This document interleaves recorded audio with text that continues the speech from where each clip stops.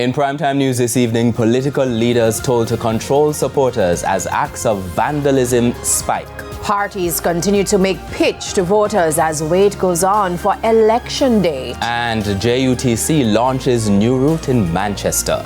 Good evening and welcome to Primetime News, and a special welcome to our viewers on TVJ International in the Cayman Islands and online at onespotmedia.com. I am Archibald Gordon. And I'm Janella Precious with a preview of what's to come in business news. Here's Anthony Love. Thanks, Janella. Well, despite a dip in net profit, manufacturing giant Separate is marking steady growth. I'll give you the details later on in the business day.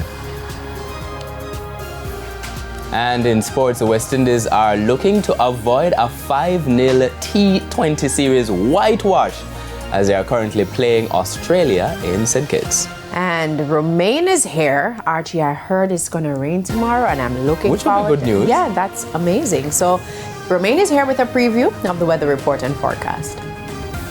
Thanks, Janelle. Yes, we do have cloudy conditions that are expected across the area tonight going into tomorrow.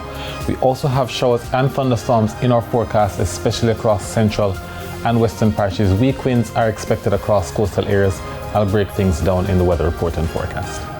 That's coming up later on in this newscast. There's also sports commentary and E-Prime. But before the break, the feedback question. And this evening we are asking, what are your thoughts on recent incidents of vandalism by opposing political sides? You can share your comments online, facebook.com/televisionjamaica. And you can post on X at TVJ News Center.